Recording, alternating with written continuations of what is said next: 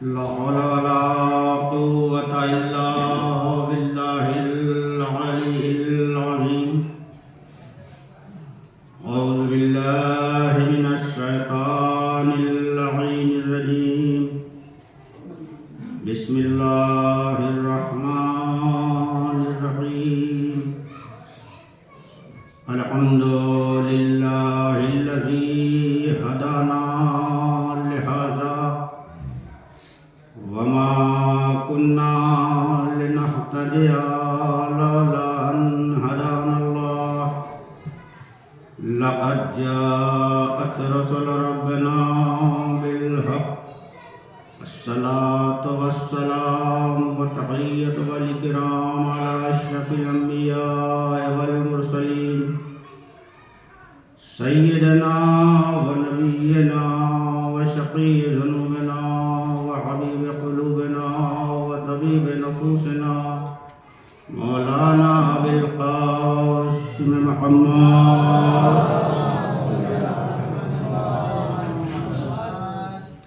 وعلى آل بيته الطيبين الطاهرين المعصومين المظلومين ولعنة الله على أعدائهم أجمعين من الآن إلى قيام يوم الدين. أما بعد فقد قال الله تبارك وتعالى في القرآن المبين وهو أصدق الصادقين وقوله الحق. بسم الله الرحمن الرحيم. كل نفس ذائقة الموت. صلوات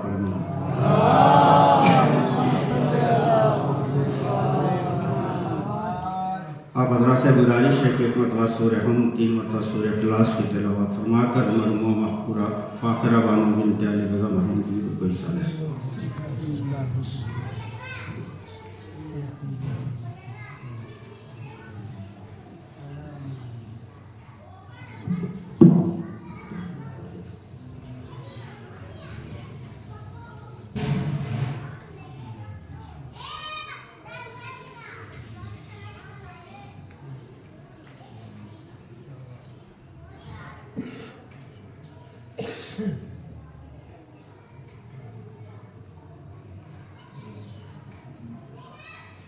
صلوات محمد وعلى محمد.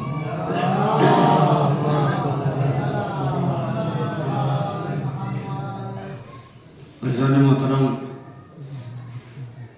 ارباب کرم، معزز سامعین حضرات، میں نے جس آیہ کریمہ کو عنوان بیان قرار دیا، یہ قرآن مجید کی ایک چھوٹی سی آیت، غالباً جس کا ترجمہ ملت جعفریہ کے ہر بچے کی زبان پر ہوگا. یہ قرآنی آیت انسانی ذہنوں کو جھنجھوڑ کر کہتی ہے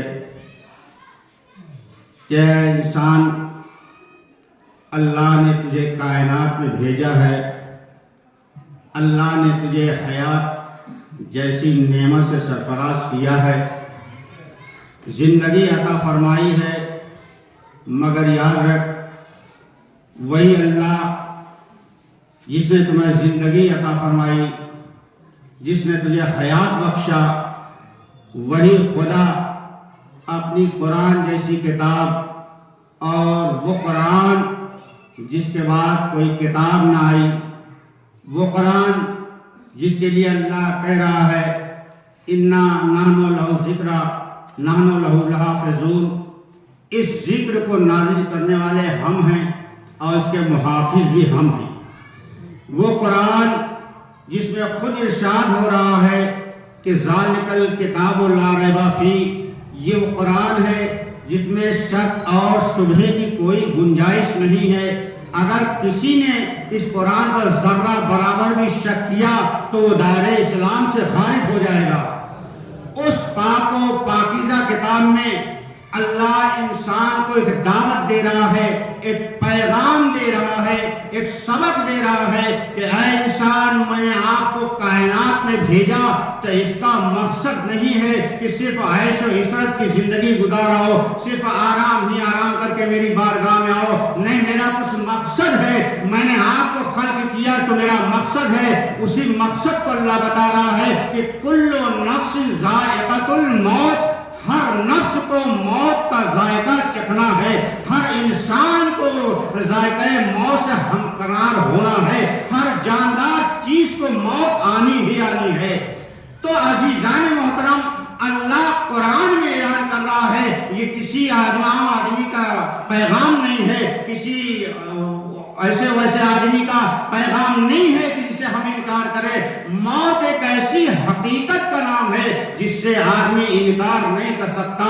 اللہ اس کائنات میں انسان کو بھیجا ہے، غالباً ہو سکتا ہے کہ کچھ مذہب والے اللہ کا انکار کر دیتے ہیں، اللہ کا انکار کر دیتے ہیں، مگر موت کا انکار نہیں ہم کے یہاں ہے۔ موت یقینی ہے، خدا کا منکر ہے مگر موت کا یقین ہے، قرآن کا منکر ہے مگر موت کا یقین ہے، اہل بیت کا منکر ہے مگر موت پر یقین ہے۔ یعنی موت ایسی حقیقت کا نام ہے جس سے کسی بھی مذہب کو، کسی بھی ملت کو، کسی بھی قوم کے افراد کو انکار نہیں ہے۔ ایک صلوات پڑھے محمد والے محمد پر۔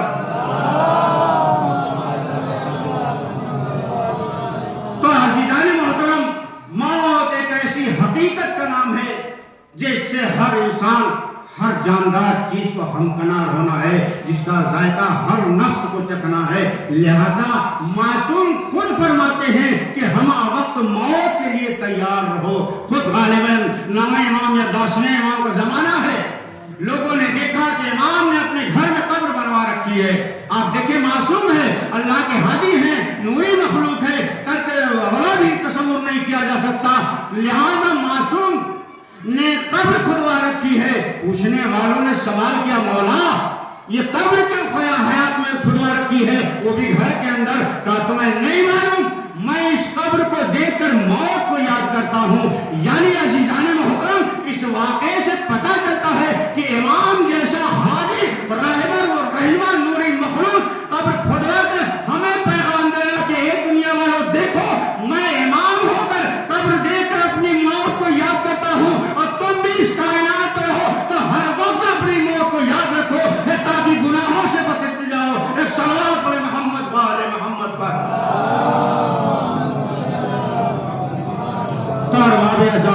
اللہ اسی موت کے متعلق کبھی کہتا ہے خلق الموت والحیات۔ آپ لفظوں کو دیکھیں، اللہ کہہ رہا ہے، کیا کہنا ہے، کل نفس ذائقۃ الموت، ہر نفس کو ذائقہ موت چکھنا ہے۔ دوسری جگہ اشارہ الذی خلق الموت والحیات، میں وہ خدا ہوں جس نے موت کو بھی خلق کیا، حیات کو بھی خلق کیا۔ آپ دیکھیں، اللہ یہاں موت کا ذکر پہلے کر رہا ہے، الذی خلق الموت، میں نے موت کو خلق کیا۔ یعنی اللہ بتانا چاہتا ہے کہ جسے دنیا والے فانی سمجھ رہے ہیں، مٹ جانے والا سمجھ رہے ہیں، نیست و نابود سمجھ رہے ہیں، وہ موت مٹنے والی نہیں ہے، وہ موت فنا ہونے والی نہیں ہے، بلکہ وہ جس سے انسان خوف زدہ ہے، وہ ایک ابدی زندگی ملتی ہے۔ مگر یہ انسان کے کردار کے اوپر ہے کہ اس موت کو یا تو زندگی میں تبدیل کر لے یا تو فنا ہو جائے۔ لہذا اگر کسی فانی شے کا نام ہوتا، کسی مٹ جانے والی چیز کا نام ہوتا، کسی برباد ہو جانے والی چیز کا نام ہوتا، کسی نیست نابود ہونے والی شے کا نام ہوتا موت، تو اللہ یہ قرآن میں نہ کہتا الذی خلق الموت والحیات، میں نے موت کو خلق کیا، میں نے حیات کو خلق کیا۔ یعنی پتہ چلتا ہے قرآن کی اس آیت سے کہ موت کسی فانی شے کا نام نہیں ہے، موت کسی مٹنے والی چیز کا نام نہیں ہے۔ بس یہ ہمارے اور آپ کے کردار کے اوپر ہے کہ اس موت کو کتنی شیریں بنا سکتے ہیں، یہ ہمارے اعمال کے اوپر ہے کہ اس موت کو کتنا میٹھا ہم بنا سکتے ہیں۔ جتنا اچھا ہمارا اعمال ہوگا اتنی ہی اچھی ہماری موت آئے گی۔ لہذا ہمیں موت کے وقت تیار رکھنا چاہیے۔ ایک صلوات پڑھیں محمد والے محمد پر۔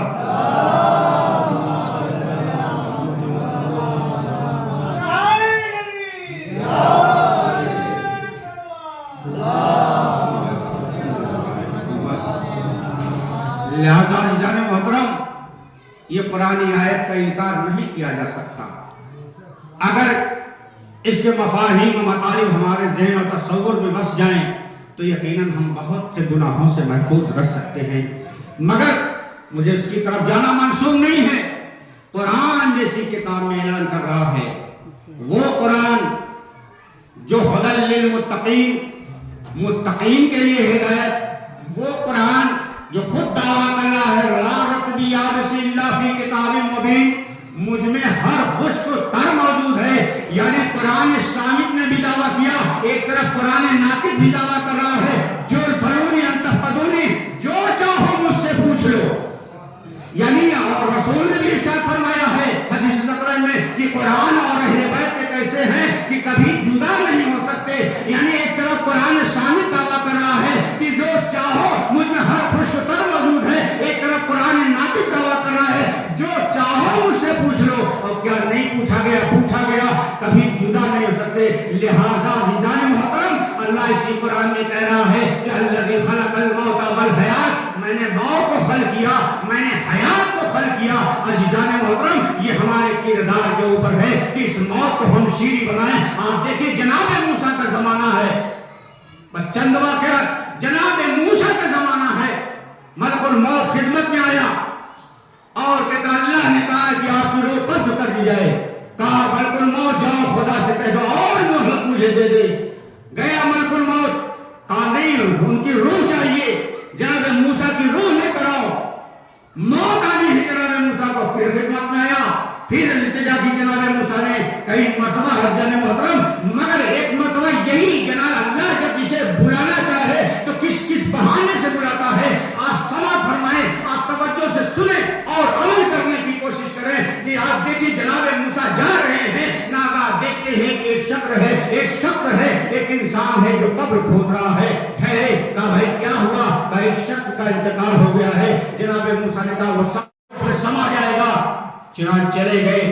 اب عزیزان محترم، وہ شخص جس سے جناب موسیٰ نے کہا شام کے وقت وہاں آیا تو دیکھتا ہے کہ وہی شخص بیٹھا ہوا ہے۔ آئے جناب موسیٰ کی خدمت میں، کہا یا نبی اللہ، معاذ اللہ، استغفر اللہ، آپ نے اس شخص کے لیے کہا تھا کہ کل شام تک اس کا انتقال ہو جائے گا، وہ موت کی آغوش میں چلا جائے گا، وہ سو جائے گا قبر میں، ابدی زندگی نیست ہو جائے گا، وہ تو اپنے دروازے پہ بیٹھا ہوا ہے۔ عزیزان محترم، جناب موسیٰ کو تشویش ہوئی، آئے بارگاہ عزی میں دست دوبرن کے پالنے والے، تیری وحی کے مطابق میں نے کہا تھا کہ اس شخص کی موت آ جائے گی، کیا وہ بھی زندہ ہے؟ کہا ہاں موسیٰ بالکل صحیح کہا تھا۔ کہا پھر یہ زندہ کیسے ہے؟ اس کی حیات باقی کیسے ہے؟ کیسے یہ زندگی پا رہا ہے؟ کہا موسیٰ تم نے دیکھا نہیں، اس شخص کے پاس جتنی بھی دولتیں تھی، جتنے بھی باغیچے تھے، جتنے بھی جانور تھے، سب اس نے میری راہ میں قربان کر دیے، اس نے سب کو خیرات کر دیا۔ مجھے اس کا یہ کام اتنا پسند آیا کہ میں نے اس کی حیات بڑھا دی ہے۔ لہٰذا عزیزان محترم، اگر اللہ ہمیں بھی نوازے، ہم بھی راہ خدا میں خرچ کر کے اپنی زندگی کو بڑھا سکتے ہیں۔ ایک صلوات پڑھیں محمد والے محمد پر۔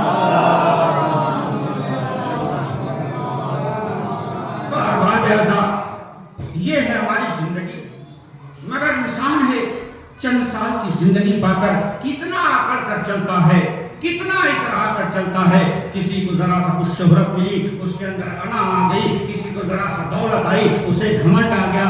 عزیزان محترم، شکر کرو اس خدا کا کہ ایسے آغوش میں ہم نے آنکھیں کھولی کہ جہاں یا حسین کی صدا بلند ہوتی ہے۔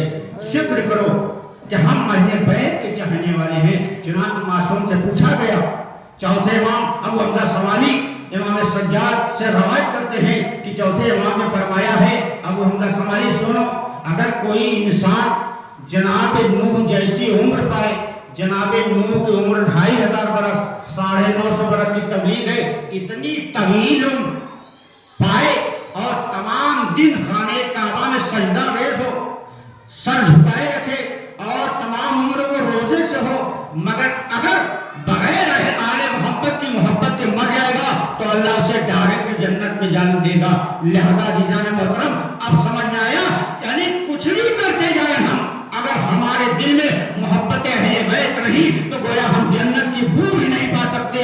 جنت کی دور جنت میں جانا تو اور بات ہے، جنت کی خوشبو تک نہیں سن سکتے۔ لہذا یہ امام کی روایت ہے۔ دیکھیے واقعات اس لیے نہیں ہوتے سن کر بات دی جائے ذاکر کو، خطیب کو، مولوی کو، مولانا کو، بلکہ اس کو دل میں اتارا جائے کہ کہنے والے نے کیا کہا ہے۔ یہ چوتھے امام کی روایت ہے، نعیم الابرار میں موجود ہے۔ آپ دیکھیں چوتھے امام نے فرمایا کہ اگر بغیر ہماری محبت کے اس دنیا سے اٹھ جاتا ہے تو وہ سجدے پہ سجدہ کرتا رہا ہو، زندگی بھر روزے رکھا ہو، خیرات کرتا رہا ہو، پھر بھی وہ جہنم میں ڈال دیا جائے گا۔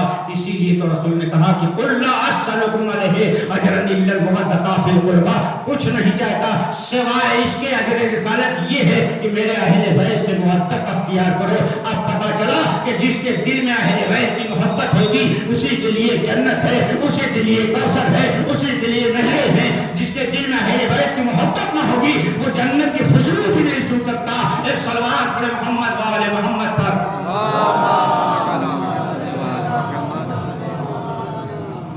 تو عزیزان محترم، اعلان قدرت ہو رہا ہے کہ کل نفس ذائقۃ الموت، ہر نفس کو ذائقہ موت چکھنا ہے۔ لہذا معصوم فرماتے ہیں کہ تم موت کو ہمہ وقت یاد رکھو، موت کے لیے ہمہ وقت تیار رہو۔ چوتھے امام سجاد فرماتے ہیں کہ اے دنیا والو، اے ہمارے چاہنے والو، نماز مغربین پڑھ کر سو تو یہ سوچ کر کہ صبح کی نماز نہیں ملے گی۔ یہ معصوم کا قول کاش ہمارے دلوں میں اتر جاتا تو آج ہم اتنا فسادات میں ملوث نہ ہوتے۔ معصوم کے قول کو، معصوم کے اقوال کو ہمیں اتارنا چاہیے دلوں میں۔ لہذا عزیزان محترم، موت کو ہمہ وقت تیار رہنا چاہیے۔ آپ دیکھیں مگر موت سے ہر انسان خوف زدہ ہے، موت سے ہر انسان گھبرایا ہوا ہے، مگر موت کے لیے ملتا ہے کہ اگر تم شیشے کے محل میں چلے جاؤ، لوہے جیسے کے محل میں چلے جاؤ، مگر وہاں بھی تمہیں موت پا لے گی۔ یہ قرآن میں ارشاد ہو رہا ہے۔ تو جب اتنے مضبوط علم میں رہ کر انسان محفوظ نہیں رہ سکتا تو انسان کہاں ہے؟ یہ غرور میں ڈوبا ہوا ہے، یہ کس تکبر میں ڈوبا ہوا ہے۔ انسان چند دن کی زندگی پا کر کیا کرنا چاہتا ہے، کیا کرنا چاہتا ہے۔ لہذا عزیزان محترم، اگر ہم حقیقی اہل بیت کے چاہنے والے ہیں تو ان کے اقوال پر ہم عمل کر کے اپنی زندگی کو خوشگوار بنائیں۔ ایک صلوات پڑھے محمد والے محمد پر۔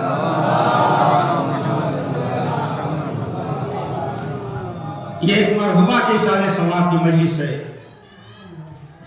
اور ایسی ماں جس نے کئی بچوں کو یہاں چھوڑ کر موت کو گلے لگایا۔ ہمیں ایک ماں اور بھی یاد آتی ہے جسے فاطمہ کہا جاتا ہے۔ آپ دیکھیں جناب فاطمہ کی حیات طیبہ 18 برس کا سن ہے، مگر اس 18 برس میں جناب فاطمہ نے ہدایت کا ایک ایسا نمونہ پیش کیا عالم نسواں کے لیے کہ دنیا کی کوئی عورت یہ نہیں کہہ سکتی کہ اس رخ سے مجھے ہدایت نہیں ملی۔ جو کام 1,24,000 انبیاء اور دیگر ائمہ نے کیا وہ طرح جناب فاطمہ زہرا نے کیا، وہ بھی گھر کی چہار دیواری میں رہ کر شہزادی نے ہدایت کا وہ نمونہ پیش کیا کہ دنیا یاد رکھے۔ یہی شہزادی 18 برس کا سی مگر آسا لے کر چل رہی ہے، سر کے بال سفید ہو چکے ہیں، اتنے مظالم کھائے گئے ہیں۔ مجھے شہادت فاطمہ تو نہیں پڑھنا ہے، بس چند واقعات تاکہ مرحومہ کی روح کو شاد، مرحومہ کی روح شاد ہو جائے۔ 18 برس کا سن، ہاتھ میں عصا، بالوں میں سفیدی، لبوں پہ مرثیہ، سبت علیہ مصائب اللہ انہا بابا۔ مجھ پر ایسے مصائب بھائے گئے، مجھ پر اتنے مصائب بھائے گئے، اگر وہ دن کے اجالوں میں پڑتے تو شب تاریک ہو جاتے، تاریکیوں میں تبدیل ہو جاتے۔ اللہ اکبر، بعد رسول یہ کلمہ کو کتنا منحرف ہو گئے، کسی نے اتنا بھی نہیں سوچا کہ جس کو ستا رہے ہیں وہ ہمارے رسول کی بیٹی ہے، جس پر ظلم ڈھا رہے ہیں وہ ہمارے آخری نبی کی نور نظر ہے، اور وہ بھی فاطمہ جس کا احترام رسول کرتے تھے، بعد رسول اسی فاطمہ کے دروازے پہ آگ لے کر آ جاتے ہیں، دروازے کو آگ بھی لگا دی جاتی ہے۔ اللہ اکبر، اتنے مظالم کسی کتابوں میں ملتا ہے کہ جب فاطمہ زہرا کا گھر جلنے لگا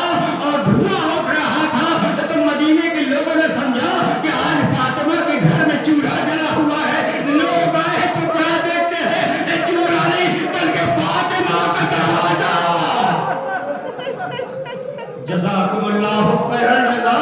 خدا کسی غم میں نہ رلائے اس سوائے غم آل محمد کے. یہی فاطمہ مرثیہ پڑھتے پڑھتے دنیا سے جا رہی ہے دادارو، مگر فاطمہ ہے جو اپنے بچے سے کتنا پیار کرتی ہے. تمام وصیتیں علی سے کر دی، مگر انہی وصیتوں میں ایک وصیت شہزادی فرماتی ہے اے الحسن دیکھو میری قبر پہ قرآن کی تلاوت کرتے رہنا اور میرے حسین سے ہوشیار رہنا، اس لیے کہ یہ راتوں میں اٹھ کر پانی مانگتا ہے.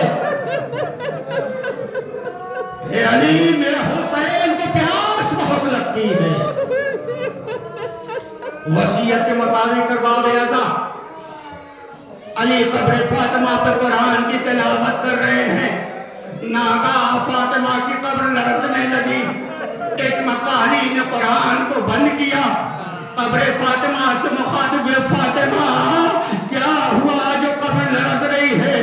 کوئی آواز نہیں آئی. دوسری مرتبہ علی فرماتے ہیں فاطمہ علی سوال کر رہا ہے جواب کیوں نہیں دیتی؟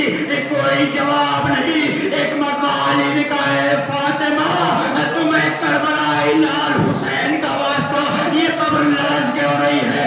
فوراً آواز آتی ہے علی گھر پہنچو میرا حسین پانی، میرا حسین پانی مانگ رہا ہے. ارباب اعزاز اتنا پیاس لگتی تھی حسین کو، فاطمہ جانتی تھی کہ میرا لال بھوکا پیاسا مارا جائے گا. میں شہادت فاطمہ نہیں بس فاطمہ زہرا کے چند واقعات کرتا ہوں. یہ فاطمہ کتنا حسین کو چاہتی تھی. جب حسین یہ مہینہ رجب کا ہے، اسی مہینے میں ہمارا آقا حسین اپنا پیارا وطن مدینہ چھوڑ کر کربلا کی طرف جا رہا ہے. روایتوں میں ملتا ہے جب حسین چلنے لگے نانا کی قبر سے ودا ہوئے اور بھائی حسن کی قبر سے ودا کہا. ایک مرتبہ جب ماں کی قبر کی طرف چلے تاریخ بتاتی ہے ایسے چلے جیسے ایک چھوٹا بچہ گھٹنیوں چڑھ کر جاتا ہے ماں کی قبر پہ. اماں اب آپ کی قبر کا مجھے جا رہا ہے. قبر فاطمہ سے آوازیں میرے لال میں بھی ساتھ چلوں. فاطمہ ساتھ ہے. تاریخوں میں ملتا ہے شب عاشور ہے، ہلال بن نافع حسین کی طرف ساتھ چلتے ہیں. بتا حسین منع کرتے ہیں مگر ہلال کا نہیں آتا. اگر کسی دشمن نے گستاخی کر دی تو ہم آپ کے بابا آپ کی ماں کو فاطمہ کو بیوہ کیا دیں گے. ہلال ساتھ ہے. ایک مرتبہ ہلال بن نافع صحرا میں پہنچتے ہیں، مقتل میں پہنچتے ہیں. دائیں دیکھا بائیں دیکھا. حسین نے کہا ہلال کیا دیکھ رہے ہو؟ کہا جب سے آپ کے ساتھ ہی مقتل میں آیا ہوں ارے کوئی بیوی ہے جو ہائے حسین کہتے رو رہی ہے. حسین تب نے کہا ہلال ارے یہ کوئی اور نہیں ارے میری ماں فاطمہ ہے. دوسرا واقعہ دارو جب امام حسین زین فرش سے گرنے لگے اور زلجنا نے اپنے گھٹنے توڑ کر اتارا ہے. ایک مرتبہ حسین نے سوال کیا زلجنا تجھے کیسے پتا یہ میری قتل گاہ ہے؟ کہا شب عاشور جب آپ خیمے کا معائنہ کر رہے تھے تو آپ کی ماں میرے پاس آئی تھی اور فرما رہی تھی اے زلجنا ارے کلاس لیتے وقت جب میرا لال تیری پشت پہ سنبھال نہ سکے نشے میں آہستہ اتار لینا. اے زلجنا میں نے اپنے دامن میں تجھے دانا کھلایا. یہ ہے فاطمہ دادارو جو ہر مقام پر حسین کے ساتھ ہے، ہر مقام پر حسین کے ساتھ ہے. ہر باب اعظم حسین کو کبھی نہ چھوڑا. جب حسین پوچھتے پکڑ پر ڈگمگانے لگے ایک مرتبہ زلجنا نشیب کی طرف بڑھا. اب جو گھٹنے توڑ کر اتارنا چاہتا ہے فاطمہ نے آواز پھیلائی آپ میرے لال